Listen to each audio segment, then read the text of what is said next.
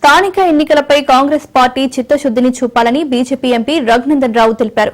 సిద్దిపేట జిల్లా వర్గల్గిరి శ్రీ విద్యా సరస్వతి అమ్మవారిని మెదక్ పార్లమెంటు సభ్యుడు రఘునందన్ రావు దర్శించుకుని ప్రత్యేక పూజలు చేశారు. ఆలయ ప్రాంగణంలో 10 లక్షల రూపాయల నిధులతో సీసీ రోడ్లకు భూమి పూజ చేశారు. ప్రజల మేలు కోసం కమిషన్లకు ఆశపడకుండా మంచి పనులు, నాణ్యతతో కూడిన పనులను చేయాలని కోరారు. బీఆర్ఎస్, కాంగ్రెస్ లో ఒక నాణెంకు బొమ్మ బొలుసులేనన్నారు. 20 నెలల కాంగ్రెస్ ప్రభుత్వ పాలనలో ఏం చేయాలో అర్థం కాని కన్ఫ్యూజన్ లో ఉందని ఎద్దేవా చేశారు.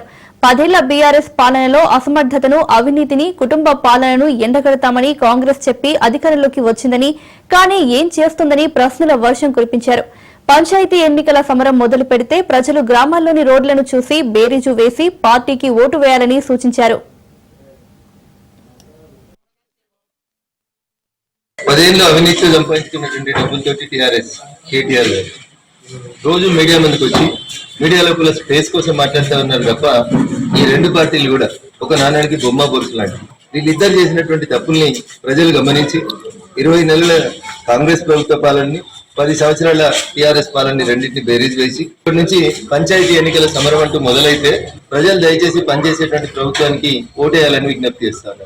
ఏదైనా ఒక రోడ్డు చూస్తే ఏ ఒక్క ఊరికన్నా పోదాం, ఒక్క రోడ్ అన్నా 10 ఏళ్ల నుంచి 10 ఏళ్ల కిందట వేసింది, 5 ఏళ్ల కిందట వేసింది, ఏడాది కింద వేసిన ఒక్క డాంబర్ రోడ్ అన్నా కరెక్ట్ ఉంటే అటు టీఆర్ఎస్ కానీ ఇటు కాంగ్రెస్ కానీ పనిచేస్తున్నాయి అనుకోవచ్చు.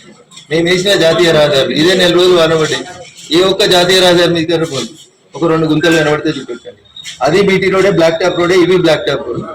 ఇవి 2 ఏళ్లకు ఒకసారి వేస్తుంది కూడా. నేషనల్ హైవే దిగిన తర్వాత ఒక్క ఊరికి పోయే రోడ్డు గిట్ట మంచిగా ఉంటే కాంగ్రెస్ పార్టీకి ఓటేయాలి. టీఆర్ఎస్ పార్టీ 10 ఏళ్ళు దోసుకున్నారు, వాళ్ళు వేసుకున్నారు రోడ్లు. ఆ రోడ్లు కూడా ఇలా రోడ్లలాగా లేనటువంటి పరిస్థితి.